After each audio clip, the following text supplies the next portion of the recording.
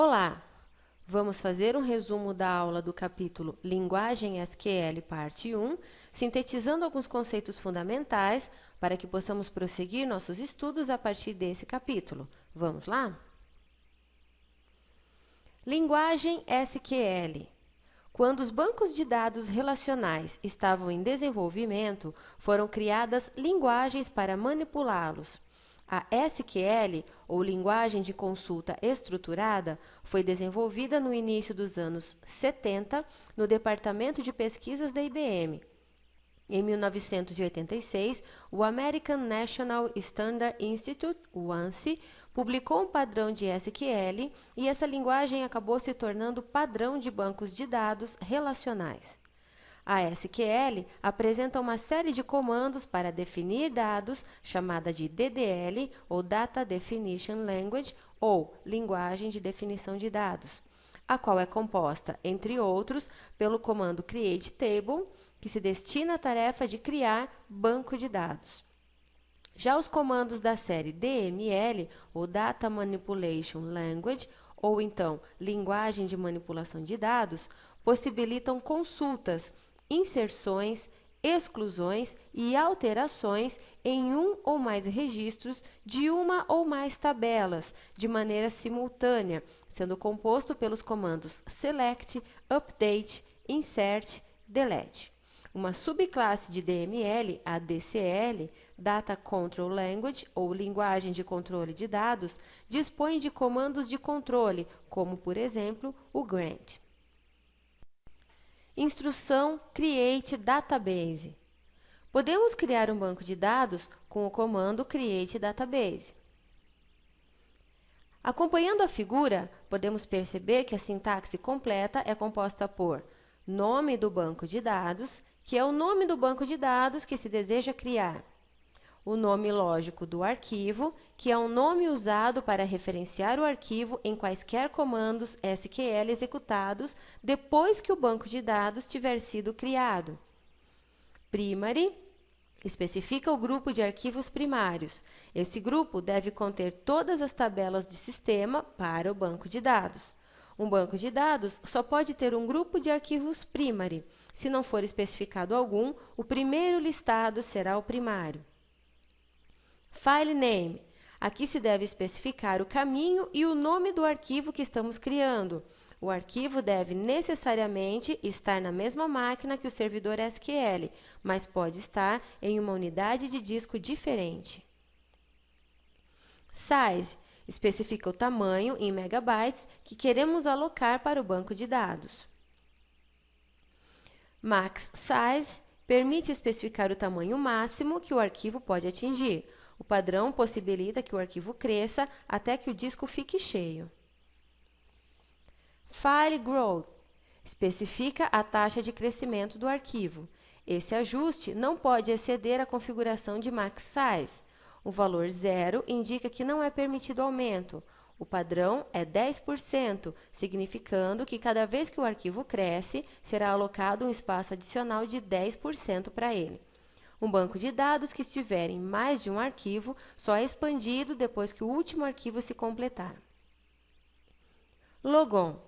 Se aplicam aqui as mesmas definições mostradas anteriormente, exceto pelo fato de que se criará o arquivo de log de transações e não o arquivo de dados. Sintaxe simplificada.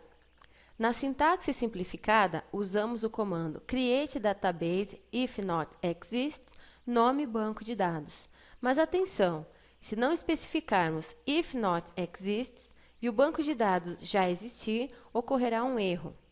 Exemplo utilizando o MyAdmin. Observe a figura, onde foi criado um banco de dados com o nome banco teste, definido pela sintaxe create database banco teste. Digitamos a instrução e clicamos no botão executar para obter o retorno do MyAdmin apresentado na próxima figura. Instrução createTable. Como o próprio nome sugere, a instrução é usada para criar tabelas, mas preste atenção na sua sintaxe. onde é definido o nome da tabela e todos os campos que a compõem, definindo o tipo de dado e o tamanho de cada um. A próxima figura mostra um exemplo com a seguinte instrução: Create Table Cliente, código int de 7, nome varchar de 40, endereço varchar de 40. Para termos o resultado da criação da tabela, devemos clicar no botão Executar, conforme apresentado na figura. Podemos verificar no lado esquerdo da tela que agora nosso banco de dados Banco Teste possui uma tabela cliente. Cláusula Insert. O comando Insert insere linhas ou registros em uma tabela. Conforme apresentado na figura, sua sintaxe é: Insert into, nome tabela, colunas, values, valores, onde nome da tabela é o nome da tabela em que se deseja incluir os dados, coluna é a parte da tabela onde se deseja acrescentar os dados e valores é o conteúdo de cada coluna. A próxima figura mostra um exemplo de uso do insert definido por insert into cliente, código, nome, endereço, values 123, Wilson, caixa postal 155 e tu. Com essa instrução, vamos incluir um registro conforme mostra a figura. Para verificarmos a inclusão de um registro, utilizamos a instrução SELECT, conforme visto na figura, onde foi digitada a instrução SELECT asterisco from cliente. E na próxima figura, teremos então o resultado da busca efetuada no banco de dados, onde aparece listado somente o cliente Wilson.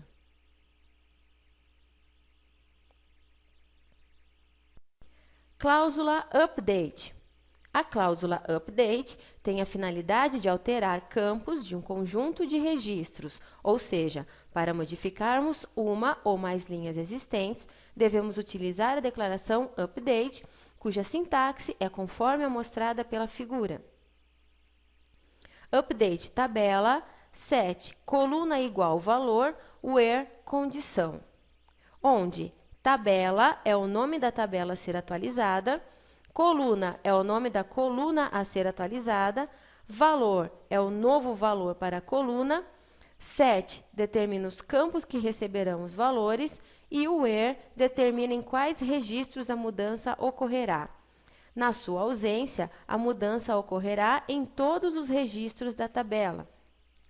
A próxima figura apresenta a sintaxe usada aplicando o uso do update para alterar o nome do registro 123. A figura apresenta a construção da cláusula update no MySQL. Na próxima figura, com o uso do comando select asterisco from cliente, observamos que o nome do cliente Wilson agora aparece como Wilson Oliveira. Agora observe na próxima figura o nome completo do cliente na tabela.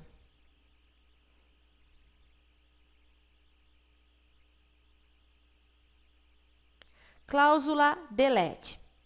A cláusula delete tem a função de eliminar registros de uma tabela. O comando delete exclui permanentemente uma ou mais linhas baseado em uma condição.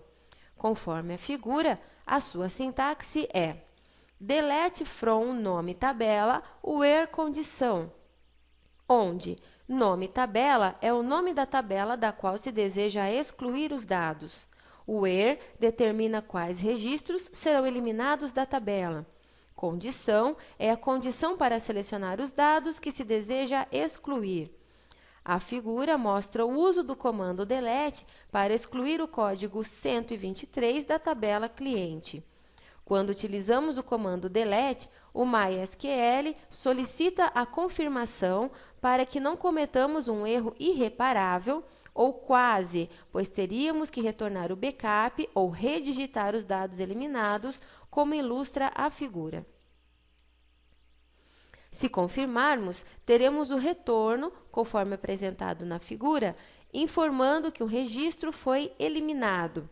Mas, para isso, é importante fazermos um select para verificar se o registro foi realmente eliminado, digitando o comando select *from cliente. Podemos observar na próxima figura que o select nos retorna que não há nenhum registro na tabela, ou seja, o registro foi realmente deletado. Comando select. O comando select busca informações em um banco de dados. Conforme visto nos exemplos anteriores, onde utilizamos esse comando, a sua sintaxe é select distinct coluna alias from tabela, onde distinct elimina as colunas duplicadas da consulta, asterisco seleciona todas as colunas da tabela. Coluna especifica as colunas desejadas na pesquisa. Aliás, fornece às colunas diferentes cabeçalhos.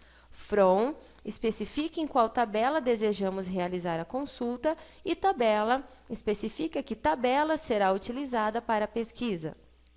A figura apresenta algumas inclusões realizadas na tabela cliente com o uso da instrução select, ou seja, foram incluídos os clientes Wilson, Andréa, Lucas, José Francisco e Amanda Sertori. A próxima figura mostra a inserção dos comandos usando o MySQL. O resultado da inclusão pode ser visto nessa figura após o comando ser executado, apresentando os registros incluídos. Para verificar os registros incluídos, usamos o comando select *from clientes, conforme mostra a figura. O resultado dessa verificação dos registros incluídos é exibido conforme apresentado na figura.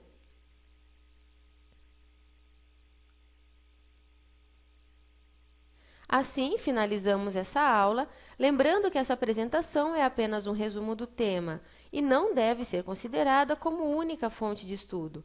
Por isso, participe de todas as atividades propostas. Um abraço e até a próxima!